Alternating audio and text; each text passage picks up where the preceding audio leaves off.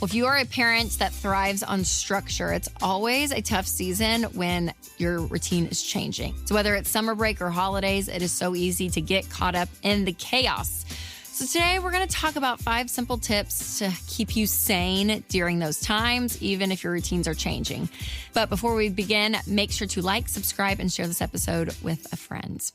All right, number 1, make sure to create consistent rhythm. So this could be with your health, this could be with kids' schedules, this could be with your money, but have consistent rhythm. So think about like your money. Continuing to budget, even if it's a summer month and like every week looks different, be budgeting. Still have a budget. If you're still saving and investing, be doing that.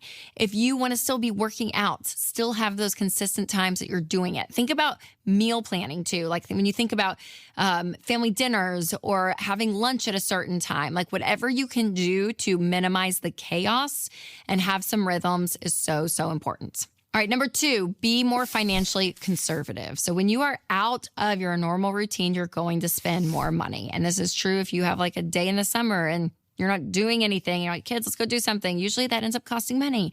Or you're out of your routine and it comes with food, right? And you're like, okay, what's our plan for dinner tonight? And if you don't have a plan, usually you end up going and picking something up or going out to eat. So you spend more.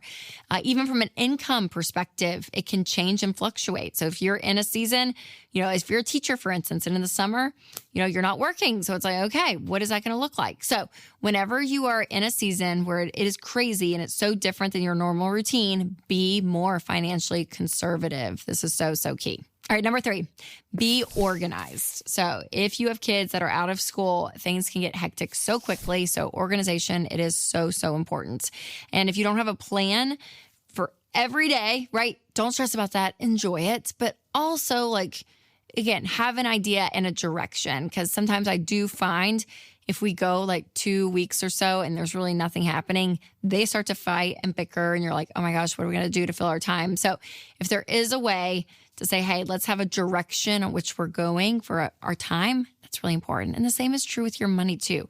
Stay organized with your money because if you just know, hey, here's our budget, here's what we have to spend, it's going to help. I mentioned food earlier, but it is so true. We overspend on food always if we don't have a plan. So making sure that you have a plan in place for these big things is very helpful.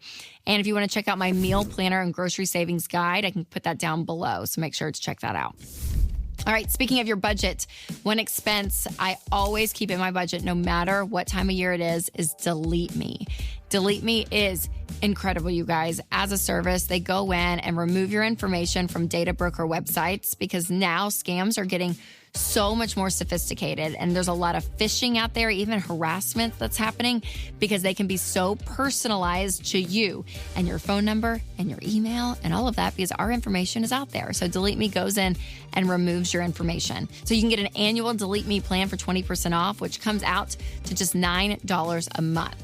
Go to joindeleteme.com/Rachel or click the link in the description. All right, number 4. There's a level of all of this too that I just want you to embrace it. Like embrace the chaos. If the routine is not perfectly in line, it's okay. Just stop and breathe.